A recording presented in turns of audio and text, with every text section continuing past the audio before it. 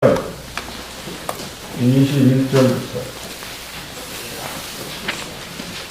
여기서 22장 21절부터 30절까지 봉독하겠습니다. 너는 하나님과 화목하고 평안하라. 그리하면 복이 내게 임하리라. 청컨대 너는 그 입에서 교훈을 받고 그 말씀을 내 마음에 두라. 내가 만일 전능자에게로 돌아가고 또 내 장막에서 불의를 멀리 버리면 다시 흥하리라. 네 보배를 진토에 버리고 오를의 금을 강가에 돌에 버리라.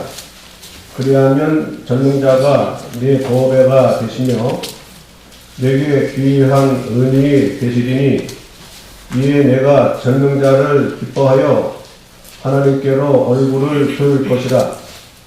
너는 그에게 기도하겠고 그는 들으실 것이며 너의 소원한 것을 내가 갚으리라. 내가 무엇을 경영하면 이루어질 것이요 내 길에 빛이 비치리라. 내가 낮춤을 받거든 높아지리라고 말하라.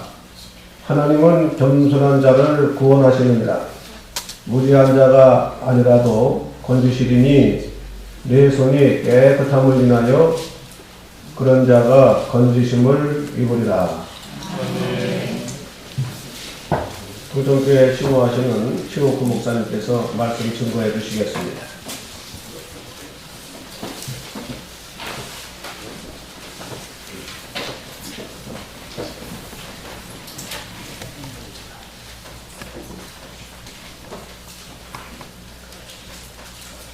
오늘 욥기 22장 21절로 30절에 있는 말씀을 통해서 하나님의 복이 임하는 길, 21절 말씀에 보면 너는 하나님과 화목하고 평안하라. 그리하면 복이 내게 임하리라. 이 말씀을 위해서 하나님의 복이 임하는 길이라는 제목으로 말씀을 전하겠습니다. 보통 새해가 되면 무슨 인사들을 잘 하시죠? 새해 복 많이 받으세요. 저도 어저께 저녁에 들어오는데 여기 사모님께서 저한테 새해 복 많이 받으세요 그러시더라고요. 네. 그런데 그냥 가만히 있어도 복을 받을까요? 아니면 복 받을 일을 해야 될까요? 네, 잘 아시네요. 그래서 우리가 하나님 앞에 복을 받으려면은 어떻게 해야 될 것인가 오늘 말씀을 통해서 말씀을 배우도록 하겠습니다. 사람은 누구나 다 복받고 잘 되기를 원할까요? 그냥 대충 돼도 괜찮을까요? 다 복받고 잘 되기를 원하시죠?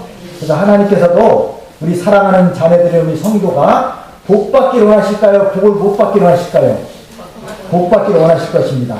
그런데 이렇게 복을 받고 형통하려면은 가만히 있어서 되는 게 아니라 복받을 무엇을 해야 된다고요? 일을 해야 되는 것입니다.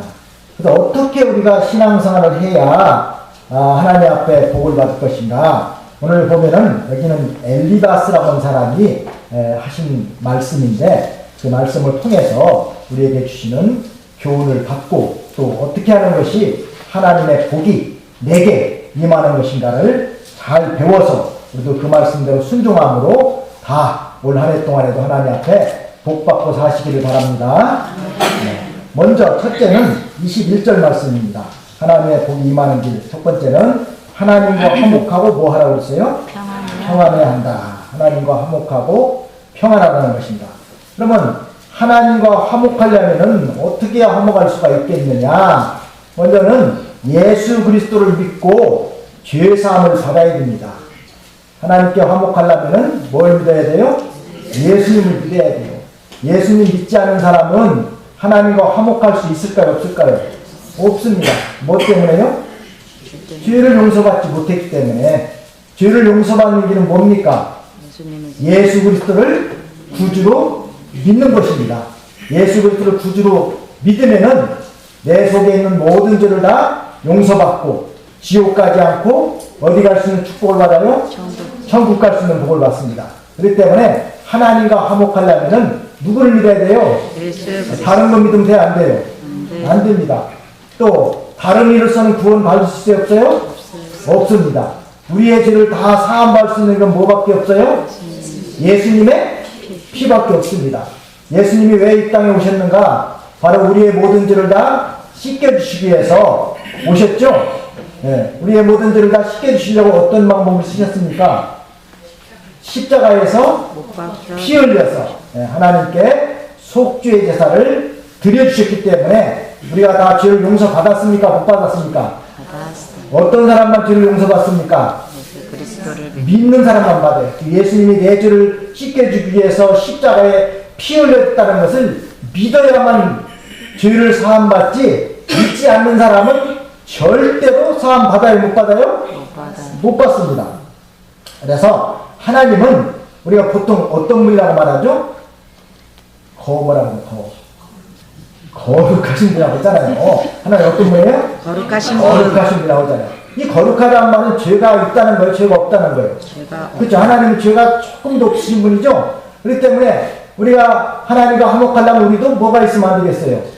죄가 있으면 안 되겠죠. 근데 사람은 다 죄인입니까? 의인입니까? 죄인이죠. 그럼 어떻게 해야 되겠어요?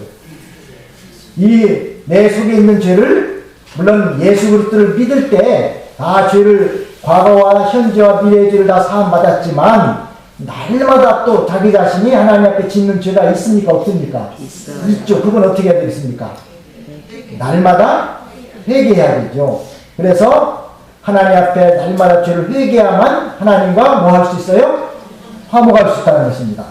자, 그래서 우리는 원래 첫사람 아담이 범죄했기 때문에 그 모든 죄가 다 우리 아담의 후손인 모든 사람들에게 죄가 다 전가되어 내려오고 있죠. 그래서 사람은 태어날 때부터 죄인으로 태어나요? 의인으로 태어나요? 의인 없나니 몇 사람도 없고 한 사람도 없습니다. 내가 의인이다, 나는 죄가 없다, 혹시 그렇게 말하는 사람이 있다면 그 사람을 가르쳐서 우리는 뭐라고 합니까? 이단이라고, 이단. 내가 죄가 없다고 말하는 사람이 있었어요? 없었어요? 많아요. 그런 이단들이.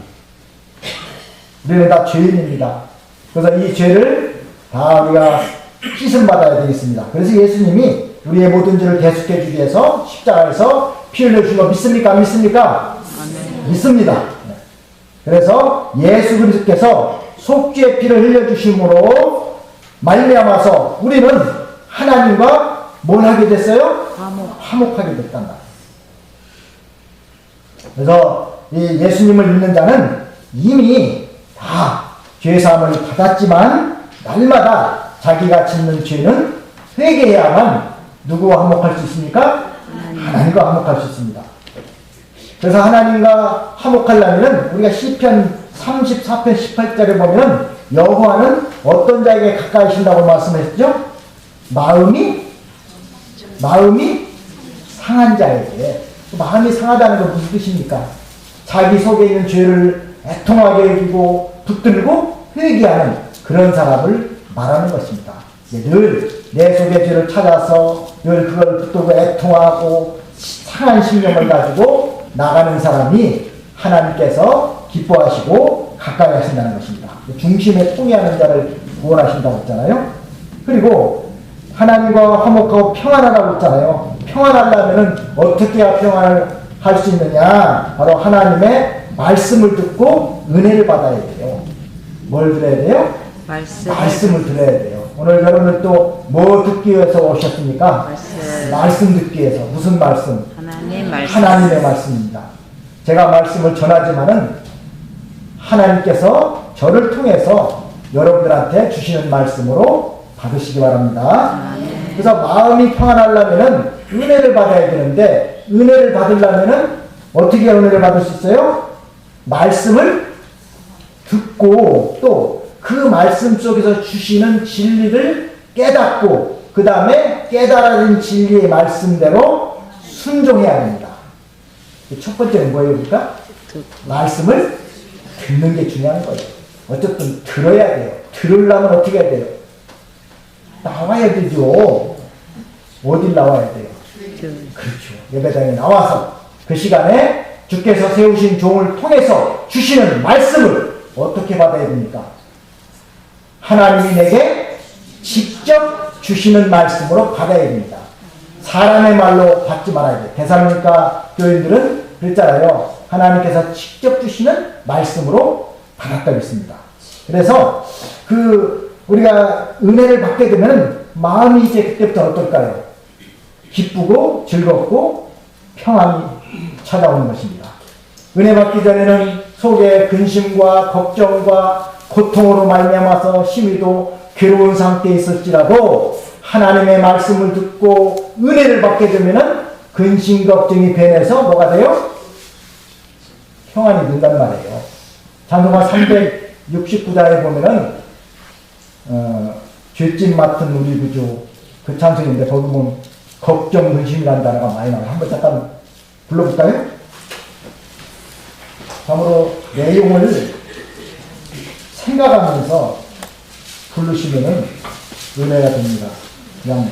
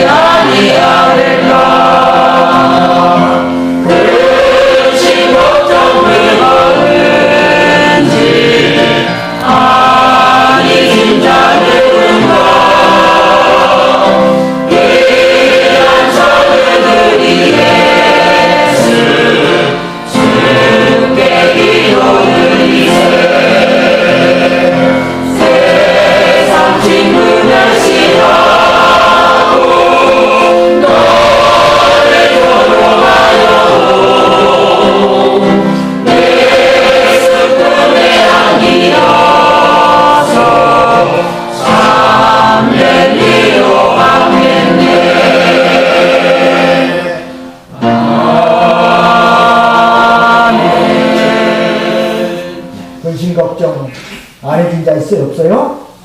다 있죠? 네, 그거랑 근심 걱정 있지만은 그 근심 걱정을 어떻게 하라고 했어요? 주께 맡겨버려라. 어디에 나오냐? 시편 55편 22절이에요. 네? 시편 55편 25절. 한번 읽어보실래요?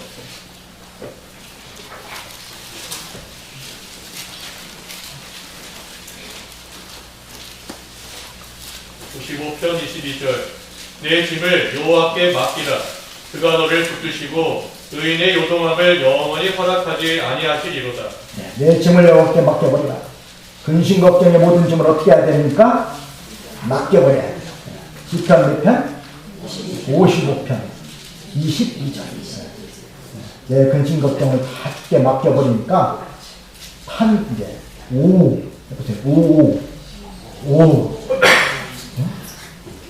이렇게 평안할 수가. 55장 20절. 이렇게 평안할 수가.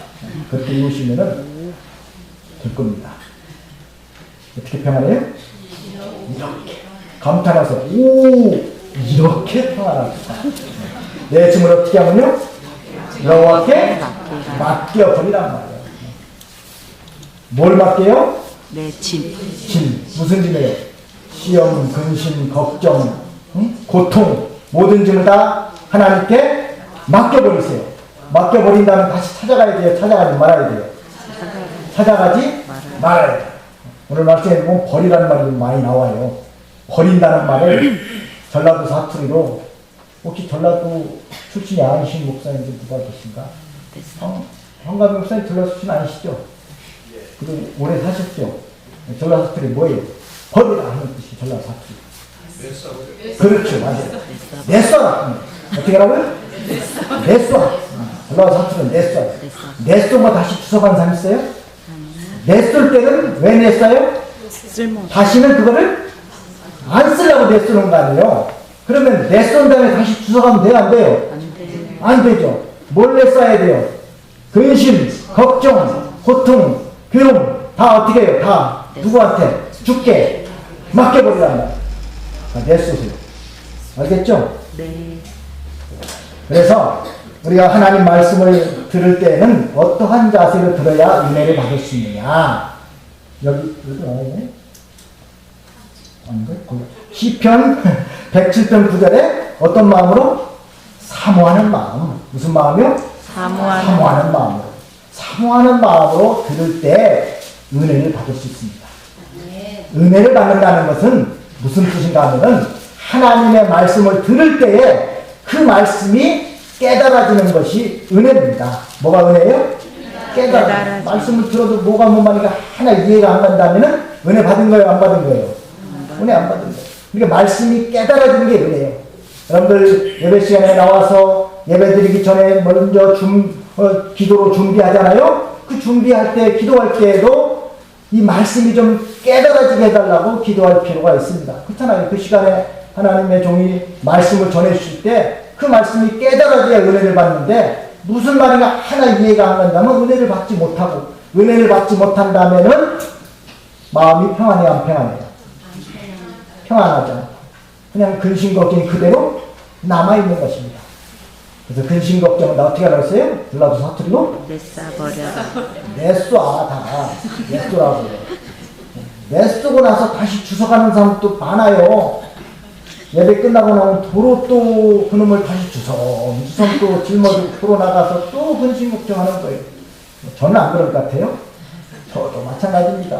이 말씀을 전할 때 목사님들은 다 이 말씀 다 실천하고 잘하니까 말씀을 전하는구나 이렇게 생각하면 안 돼요. 다시 이 말씀 전하는 건 어떤 면에서 보면 나에게 전하는 거예요. 너 이거 좀 고쳐라 하는 뜻으로 말씀을 전하는 겁니다. 그렇기 때문에 속에서 너는 그거다 하면서 말씀 전하냐 이런 생각을 가지고 들으시면 안 돼요. 이 말씀은 곧 누구한테 전하는 거예요? 가르치는 나에게. 너도 이 말씀 잘 지키고 순종해라. 그런 뜻으로 말씀을 전하는 것입니다. 그래서 사모하는 마음으로 나와야 은혜를 받을 수 있는 거예요. 말씀이 뭐 해주는 게 은혜예요? 깨달아주는 게 아니에요. 깨달은 다음에 그걸로 끝나면 안 되고 그 다음에는 그 말씀대로 살겠다는 결심을 해야 돼요. 뭐가 해야 돼요? 결심을 해야 돼요. 결심만 하고 끝나면 안 되고 어떻게 해야 돼요 또? 네, 그대로 순종해야 됩니다. 그래서 말씀을 들을 때 내가 지금까지 행하지 못했던 모든 죄악들이 생각나야 되고 이제는 그 말씀대로 순종하겠다는 그런 결심을 해야 되는 것입니다. 그게 바로 뭐 받았다는 거예요? 은혜 받은 겁니다. 우리는 은혜를 받아야 신앙생활을 잘할 수 있어요. 또 은혜를 받아야 뭐도 자라날 수 있어요? 믿음도 자라날 수 있습니다. 두 번째로 우리가 하나님과 하나님의 복이 임하려면은 22절 말씀 보면은 뭐라 했습니까?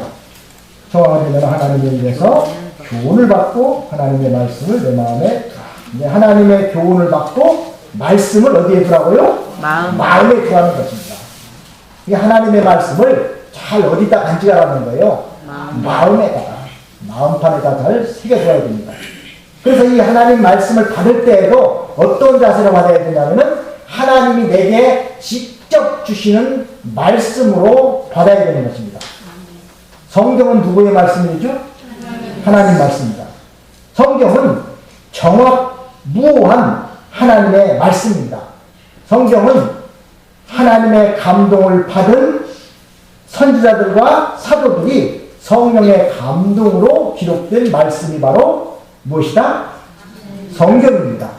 그렇기 때문에 성경 말씀을 받을 때에는 어떤 자세로 받아야 은혜를 받을 수 있어요? 하나님이 직접 내게 주시는 말씀으로 받아야 된다는 것입니다. 그런데 성경에는 직접 우리를 깨우치려고 책망해주는 말씀도 있지만은 또 교훈적으로 주시는 말씀도 있습니다. 그래서 우리가 하나님의 교훈을 받는 자가 뭐가 있다고 말씀하셨냐면은 복이 있다 했습니다. 말씀을 잘 받아야 돼요. 대사님과 교회들이 말씀 받을 때 하나님이 어떻게 주시는 말씀을 받았다고 했습니까? 직접 주시는 말씀으로. 대사님과 2장 13절이에요. 우리도 성경을 통해서 주시는 말씀을 하나님께서 우리에게 어떻게 주시는 말씀으로 받아야 됩니까? 직접 주시는 말씀을 받습니다. 비판하는 자세로 이렇게 말씀을 받는다면은 은혜가 될 수가 없습니다. 나는 무슨 신은 말씀이다 이런 생각을 가지고 말씀을 들으면 그 사람은 은혜가 될 수 없습니다. 하나님이 내가 잘못한 것이 있기 때문에 그것을 생각나게 하고